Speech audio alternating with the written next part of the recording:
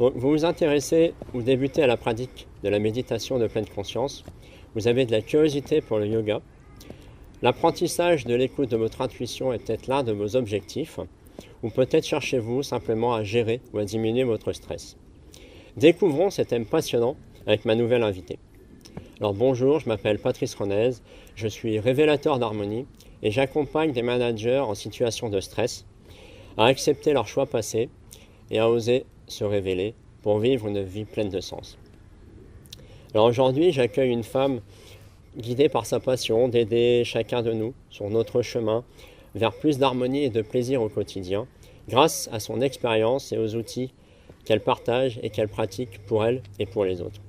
Et je vous présente Anne Monté-Jourdan, du plaisir d'être soi. Donc bonjour Anne. Bonjour à tous. Alors en quelques mots, je te propose la question classique. Qui es-tu? Et je te demande de te présenter. Voilà. Une humaine, c'est déjà pas mal. Qui suis-je? La grosse case que j'ai choisie, c'est vraiment la case du coaching, parce que j'aide beaucoup de personnes en fait sur différents thèmes, comme tu en as cité quelques-uns. Donc l'idée, c'est vraiment d'aider les gens à toucher une forme de réalisation à l'intérieur d'eux, donc avec différents outils, notamment la pleine conscience, le coaching de projet, le yoga aussi, donc, qui est arrivé récemment, en tout cas professionnellement. Et différents services aussi que je peux proposer via Internet, donc que ce soit en présentiel ou en digital. Donc voilà, vraiment mon but, c'est d'amener les gens à toucher leur propre réalisation. D'accord. Et qu'est-ce qui t'a amené dans cet univers, si j'ai cru comprendre que c'est pas ton univers de départ. Donc qu'est-ce que tu faisais avant? Alors avant, j'ai fait un peu de vente, j'ai fait aussi un peu de graphisme. Et très vite, en fait, j'ai voulu trouver un sens un peu plus profond en fait, à mon activité professionnelle. Et j'ai fait à l'époque donc, un bilan de compétences qui m'a emmenée sur une formation d'hypnothérapeute, donc, que j'ai fait quand j'avais 27 ans. Et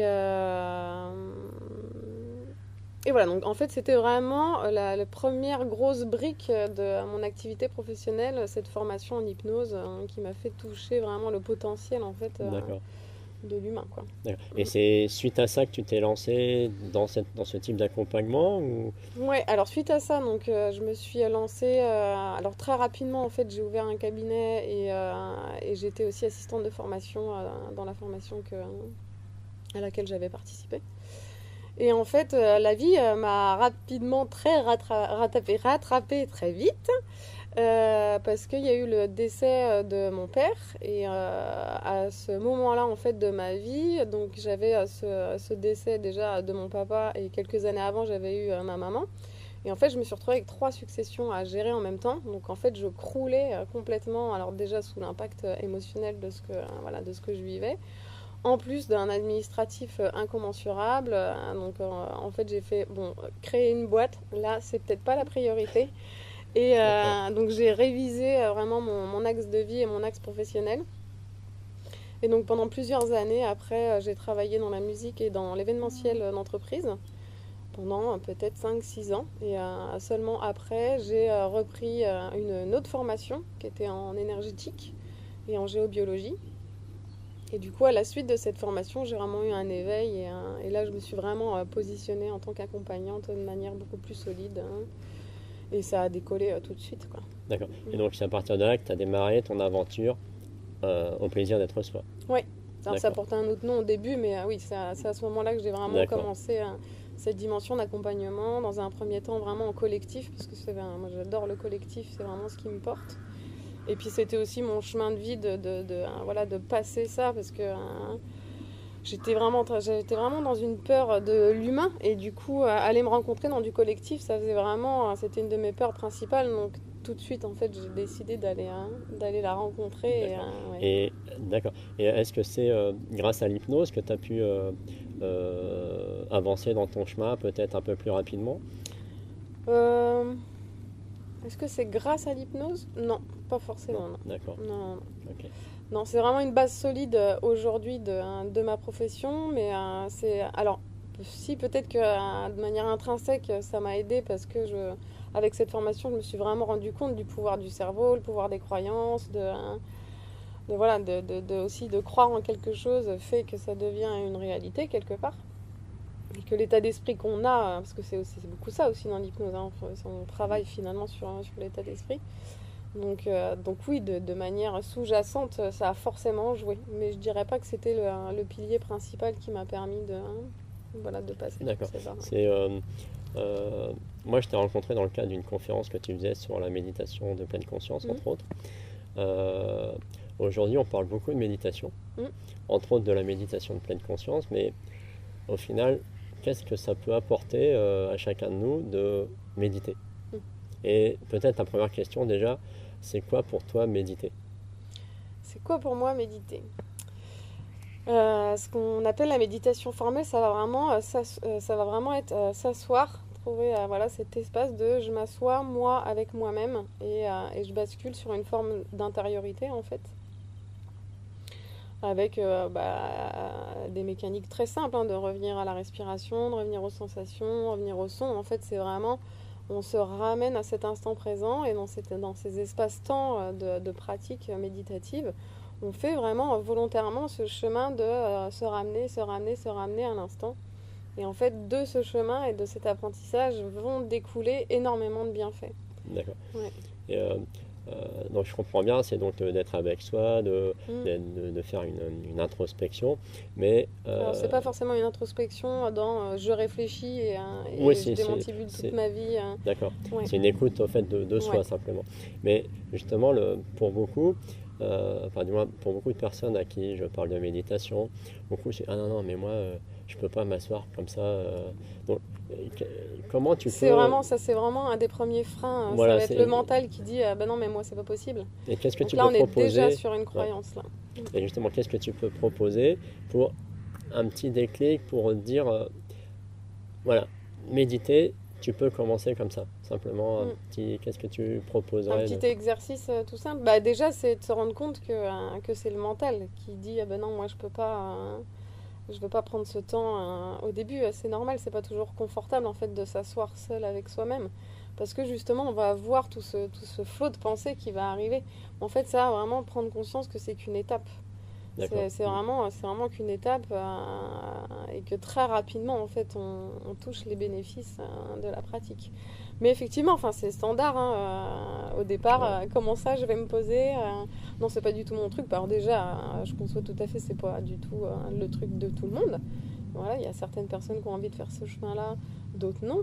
Après, ça ferait du bien à tout le monde, mais c'est pas le chemin de tout le monde. Donc, bah voilà, faut venir tester. Il y a des ateliers, des conférences pour déjà nourrir le mental aussi en termes de connaissances. Et puis, bah, pourquoi pas expérimenter avec des ateliers et après aller plus en profondeur avec des enseignements. D'accord. Ok, donc c'est comme dit Christophe André, la méditation, c'est pas une activité en plus, c'est une pratique. Ouais. C'est une pratique, c'est un outil et c'est quelque chose dans lequel on évolue et qui évolue avec nous en fait. D'accord. Okay. Il y a vraiment des piliers fondamentaux qu'on à acquérir en fait et très rapidement on devient autonome. D'accord. Donc dans ta pratique, enfin dans ton enseignement, en fait, donc tu fais la méditation, mais tu fais aussi du yoga. Le yoga, c'est quelle complémentarité par rapport à la méditation pour toi? Eh ben, il y en a un qui va travailler sur le corps, l'autre qui va travailler sur l'esprit. D'accord. Donc le yoga, on est vraiment sur un travail sur le corps. La méditation, on est beaucoup sur un travail sur l'esprit. Alors bien sûr que dans la méditation, c'est très sensoriel aussi, on ramène beaucoup au corps, mais on travaille aussi beaucoup sur toutes ces mécaniques de pensée en fait, qui nous traversent non-stop. On est perméable à tout un tas de choses. Et le yoga, donc c'est vraiment le travail vis-à-vis du corps. Donc on va fluidifier tous ces courants à l'intérieur de nous, mais avec une pratique corporelle. Donc les deux sont intimement liés. Le yoga, c'est vraiment une pratique qui est faite pour préparer le corps et l'esprit à la méditation. Donc c'est vraiment touche-touche. Ok, mais c'est vrai que moi, la méditation, pour faire un peu pas la comparaison, mais le parallèle, c'est vrai que moi je fais un peu de yoga tous les matins. Et c'est vrai que ça permet aussi de se détacher de ses pensées et d'être concentré, un peu comme la méditation, sur ta respiration, mais aussi sur les tensions que tu peux ressentir dans ton corps en fait. Moi c'est comme ça que je vis un peu le yoga tous les matins. Et c'est vraiment et donc ça tu fais quoi? Tu fais des formations? Je fais des enseignements, oui. D'accord. Donc pour le yoga et pour la méditation. Parce que c'est pareil, la méditation pleine conscience, c'est pas forcément l'axe du yoga. Donc c'est vraiment deux choses différentes que je maintiens séparées. Et en même temps, dans l'enseignement de yoga, du coup, il y a vraiment une partie où j'aborde la méditation, ce qui est en général pas abordé dans des cours de yoga standard. On va rester sur une relaxation finale, hein, et on va pas aborder vraiment en profondeur la méditation. Donc moi, c'est vraiment ce que j'apporte en fait, qui est un peu en dehors des clous, c'est cet aspect où on va vraiment venir travailler et finalement utiliser la séance de yoga pour derrière faire cet exercice de méditation. D'accord. Et justement pour des personnes, on en parlait très rapidement tout à l'heure, qui ont des problèmes de clarté un peu dans leur vie, qui sont dans une situation, ils ne savent plus trop quel sens apporter. Comment le yoga ou la méditation peut les amener à clarifier, à se clarifier avant de clarifier. Alors déjà, moi sur une dynamique comme ça, si c'est quelqu'un qui arrive à mon cabinet, je l'enverrai plus sur la méditation de pleine conscience. D'accord. Ouais, que sur le yoga. Si vraiment on cherche une clarté d'esprit, à y voir plus clair dans sa vie, dans ses buts, dans ses envies, ses réelles envies, là, du coup, c'est vraiment la méditation qui va arriver en support conséquent. D'accord. Donc pour permettre une prise de recul en fait. Oui, une prise de recul et du travail de la méditation, ça fait aussi qu'on subit moins ses pensées, donc on y apporte aussi moins d'importance quelque part. Et donc forcément, il y en a de moins en moins. D'accord. Et ça clarifie vraiment l'esprit. Ok. Et très rapidement. Oui. D'accord. Et du coup, toi, dans le courant de ton activité, finalement, est-ce qu'il y a des moments où il y a des résultats, enfin, si on peut appeler ça comme ça, des résultats avec des clients que tu as, des personnes que tu accompagnes, qui te surprennent, qui sortent un peu de l'ordinaire, qui sont...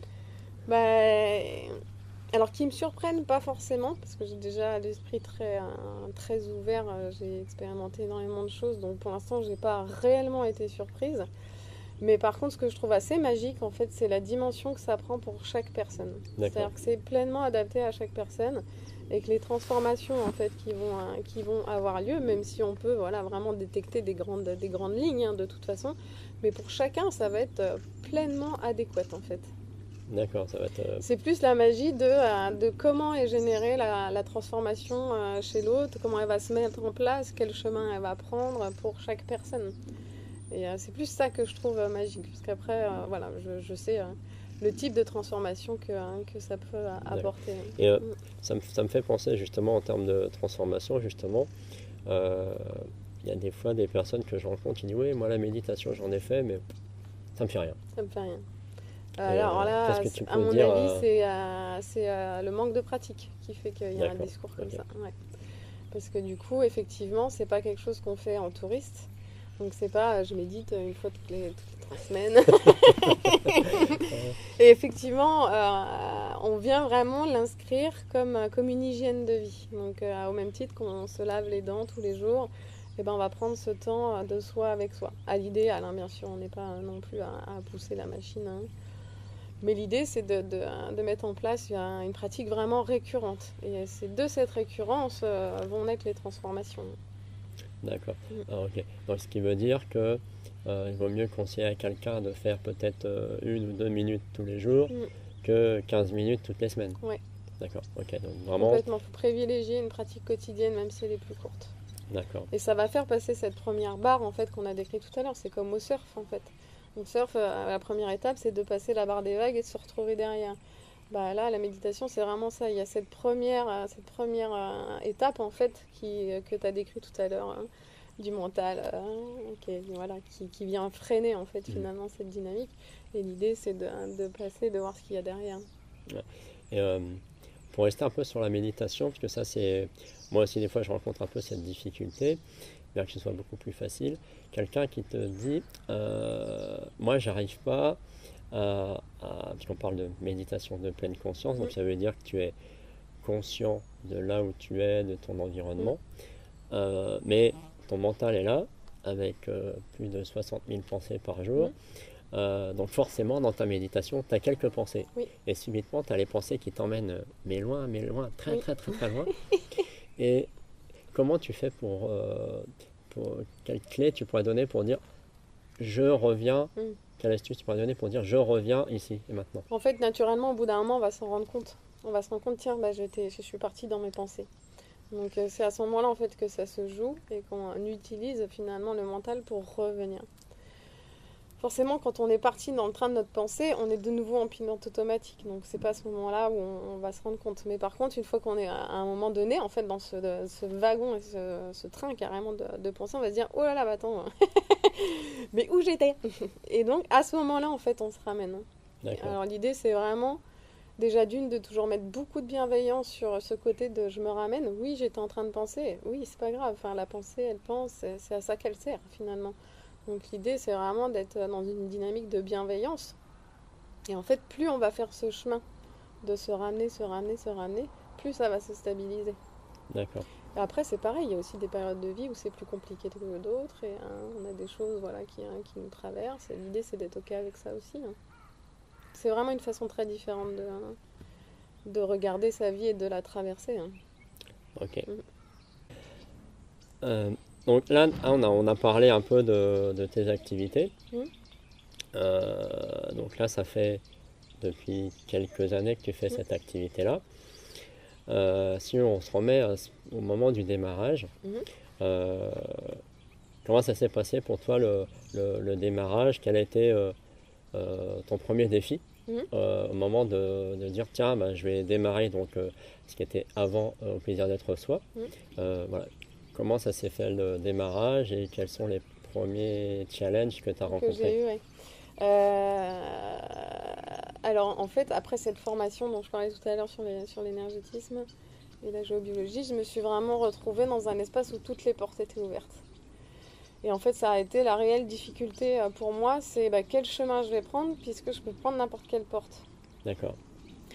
Donc du coup, il y a vraiment eu plusieurs mois, en tout cas toute la première année, où j'ai proposé énormément d'activités différentes, justement pour trouver ce qui vraiment me faisait vibrer. Au-delà de je suis capable de, c'est vraiment là où je m'éclate. Et donc ça m'a vraiment permis de trier. Donc déjà, en plus, me retrouver, comme je disais tout à l'heure, sur une dynamique de groupe. Donc ça, pour moi, c'était vraiment important d'aller chercher cette dynamique de groupe. Et du coup, de proposer différentes activités pour savoir finalement exactement ce qui m'intéressait le plus en termes de propositions pour les gens, parce que j'étais capable de faire énormément de choses. D'accord. Et en fait, je me suis... tout était dilué, quoi. D'accord. Et donc à un moment donné, tu t'es dit peut-être que je suis trop de choix, tu le choix, comme on dit. Et tu t'es dit... Focus. Voilà. Et qu'est-ce que tu as fait pour faire focus en fait? Alors déjà, je m'en suis rendu compte. D'accord. Ouais, c'était la première étape, c'était la prise de conscience que du coup, il fallait que je fasse focus. Après, je me suis aussi beaucoup formée avec des formations à distance. Et puis, j'ai fini par faire la formation sur la méditation de pleine conscience. Donc tout ça, ça m'a vraiment aidé à faire focus. Donc il y avait vraiment déjà une dynamique intérieure qui me disait attends, t'éparpille pas, reste sur le chemin, définis vraiment ce que tu veux faire, ce que tu veux apporter aux gens, quel est ton pourquoi. Bon, voilà. Le classique. Ouais, c'est ça. Et donc de ça, après, il y avait vraiment un travail de recentrage à chaque fois, comme si vraiment... on tenait en fait la barre du bateau et on allait tout le temps dans le même sens. D'accord. Ouais. Et donc là, ça t'a permis d'être focus, mais du coup, t'es resté tout le temps avec tes 25, enfin tes X activités ou t'as réduit, J'ai réduit. Ouais. J'ai réduit, j'ai transformé. Enfin, je suis vraiment pas quelqu'un qui s'arrête en fait à la forme. Donc, c'est-à-dire ça a cette forme-là, ça va rester comme ça 10 ans, 15 ans, 20 ans. Non, enfin, clairement, pour moi, si la forme me convient pas, je change la forme. Et donc j'ai changé la forme plein de fois. J'ai réaligné à chaque fois en fonction de moi, de ce que je voulais apporter aux gens. Et donc ça a muté comme ça plein de fois en fait. D'accord. Mais du coup, tu es passé donc à plein d'activités, à combien d'activités? Et ben du coup le focus il a été jusqu'à proposer un enseignement. D'accord. Ouais. Mais après voilà, je te parle de ça, ça s'est fait sur plusieurs années. Mais j'ai aussi proposé des formations dans lesquelles je donnais énormément d'outils qui étaient sur plusieurs niveaux. Donc ça va revenir à terme. Mais quand j'étais vraiment dans cette étape de focus, c'est vraiment venu se réduire à un enseignement et après des activités à côté, un type conférence en fait, pour rencontrer les gens et avoir cette première étape. Ok. Quoi. Bah, merci pour ce partage-là parce que c'est très intéressant dans le sens où moi j'ai côtoyé, je côtoie encore beaucoup de coachs qui me disent ah oui mais tu comprends, moi je peux pas être sur un ou deux sujets, je vais perdre des clients. Mais ça c'est le coach qui veut toucher tout le monde, il touche personne. Quoi. D'accord. Donc l'idée c'est vraiment de recentrer comme on crée en fait vraiment une ornière quoi. Et après voilà on va sur ce chemin et c'est là on va commencer à attirer les personnes qui sont vraiment en corrélation avec qui on est quoi. D'accord. Donc ce que tu veux dire c'est que pour toi c'est préférable d'avoir donc un, deux, peut-être trois thématiques, mais surtout une où tu deviens en fait comme l'expert, le spécialiste de l'activité de cette façon-là. Ah bah, complètement. D'accord. Pour toi, c'est plus viable et c'est. C'est pas que pour moi, hein, c'est dans. Oui, là, je fais aussi des formations de marketing digital à côté, comme je suis en train de d'étendre mon activité aussi sur Internet. Et clairement, c'est très rapidement dans toutes les formations, c'est ce qu'on entend. C'est que voilà, on va rentrer dans le marketing, mais c'est trouver une niche donc, et se positionner dessus. Et à partir de là, voilà, on trace sa route. Super. Ok. Et sinon, on veut tout faire et on se perd là-dedans en fait. Et on perd les gens aussi. Enfin, moi, je l'ai vu, à trop proposer de choses différentes. Finalement, la personne, elle sait même plus quoi choisir, dans quel sens. Donc c'est à nous en fait d'aider les gens à focuser aussi. Moi, quand j'ai touché un peu du coaching en 2015-2016, c'est vrai que j'étais sur 3 périmètres et extrêmement large en plus. Hein. Il y avait 3 titres, mais ça voulait dire tout et n'importe quoi. Résultat, il y avait beaucoup de n'importe quoi. Et donc justement, là, je réapprends à être... et c'est vrai que je le vois, c'est assez difficile intellectuellement des fois de se dire, je vais dire, ouais mais tu connais même pas les gens là. C'est ça en fait la difficulté de dire je suis focus, mais de se réduire et de dire ah ouais mais j'ai pas de clients en tête. Mais en fait ça se travaille et c'est l'idée. Ok. Et du coup donc là tu parlais de marketing digital justement, c'est quoi tes défis pour les 6 mois, sur l'année à venir, sur les 2-3 ans? Sur l'année à venir, c'est vraiment développer mon activité en digital. Parce que moi, j'ai déjà toute mon activité en présentiel qui est opérationnelle, qui tourne et qui fonctionne. Et donc, l'idée, moi, vraiment, une de mes intentions, c'est de toucher un maximum de monde. Et en fait, très vite, en présentiel, je me suis retrouvée limitée dans cette intention. Et donc, ça m'a plus emmenée sur le chemin du digital. Bon, à la base, c'est quelque chose qui me plaît. Déjà, j'y vais pas à contre-cœur. Voilà, pour travailler sur Internet et tout, c'est déjà quelque chose, moi, auquel je fais appel avec des formations en ligne. D'accord. Et donc c'est vraiment l'axe de 2019 de développer encore plus ça. D'accord. Et j'ai déjà commencé depuis 2018. D'accord. Et ton objectif à travers ça, c'est de toucher plus de monde, mais toucher plus de monde dans le même secteur, dans la même thématique, ou de faire plus des formations. Est-ce que tu peux en dire plus ou est-ce que ça reste encore... Ça va être de l'ordre de la formation. D'accord. Et je vais rester sur mon focus. Ou alors ça va être du touche-touche, mais je veux pas trop m'éparpiller, quoi. D'accord, donc toujours cette idée de rester focus. Ok, qu'est-ce que tu dirais? Vraiment, c'est important parce que ce truc de focus, en fait, quand nous on est focus, ça va permettre aux gens d'être attirés par ce focus, en fait. c'est pas conscient hein, comme mécanisme, mais c'est ce qui se produit. Donc, c'est D'accord. comme nous, on est pleinement alignés, et ben, hop, les gens savent ou ressentent que vraiment il y a quelque chose de stable, de solide. Et D'accord. donc, du coup, ça lance une dynamique. Ouais. Et puisque tu parlais de focus encore là, justement, qu'est-ce que est-ce que tu aurais des clés à partager pour apprendre à être de plus en plus focus? La méditation. Oui, oui, oui. Bah, définir. Déjà, le première étape, c'est clair que c'est définir ce focus, quoi. C'est de quoi j'ai vraiment envie, qu'est-ce que je veux. Alors peut-être pas toujours des professionnels de l'accompagnement, mais qu'est-ce que j'ai envie d'offrir à ce monde, aux gens. Enfin, quel est mon pourquoi, hein. C'est la base. On rigolait tout à l'heure, mais c'est Ouais. vraiment la base, quoi. Et alors je t'interromps là-dessus justement parce que le pourquoi, la raison d'être, c'est une Mm. thématique qui revient beaucoup, mais c'est vrai que ça paraît difficile en fait à trouver. Ça peut paraître Mais difficile, mais et ça ne l'est pas tant que ça, hein. tu irais te creuser Mm. comment toi là-dessus pour aller dire bon ok faut que je sois focus, mais du coup être focus, c'est-à-dire faut que je sois aligné avec moi-même. Mm. Il faut que je sache euh, quel message je veux délivrer, que je veux partager, Mm. quelle Mais amélioration ça je peut veux être très porter. simple, hein. Souvent, notre esprit, il veut compliquer les choses. Moi, souvent, ce que je fais, c'est une séance d'hypnose D'accord, qui permet d'aller toucher ce pourquoi, en dehors du mental, en fait. Parce que le mental, des fois, lui, il veut ça, ça, ça, ça, ça. Mais en fait, l'essence de la personne, elle est pas, hein. donc il faut redescendre dans le Ouais, cœur il quoi. faut redescendre dans le cœur, dans le corps. Et donc là, on a une réponse qui est plus alignée avec la personne.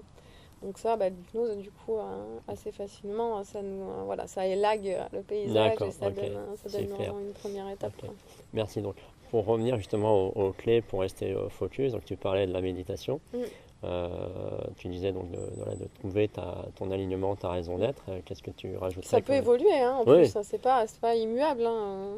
et est-ce que tu as d'autres clés à rajouter Bah, une à- fois qu'on a trouvé ce focus, après, c'est nourrir et du coup poser des actions concrètes qui vont dans le sens, en fait, de ce pourquoi. Parce D'accord, que c'est sûr que si juste, bah ok, j'ai trouvé ce que je voulais faire, mais par contre, bah, il y a aucun passage à l'action derrière, bah, ça va bloquer tout pareil. En fait, la personne, elle va pas rentrer dans sa réalisation. Il faut obligatoirement une mise en pratique, en fait. d'accord. Mm. Donc, Ça peut être des actions toutes voilà. simples, hein. Méditation, donc pour le focus et Ouais, ça va méditation, vachement aider, hein. comment dire, trouver sa raison d'être, Mm. c'est pourquoi on est venu, c'est ce qu'on veut faire aussi Mm. sur cette terre, et donc bah, passer à l'action, Oui, pour mettre les actions en primordial. corrélation. C'est bon, bah j'y vais. Voilà, c'est ça. Mm. Et quelles que soient les difficultés. Ok. Et ok. Et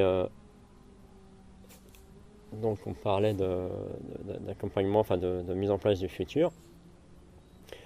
Toi, tu te vois comment dans 5 10 ans? Alors, le chemin vers le futur, c'est un des chemins que moi j'ai fermé.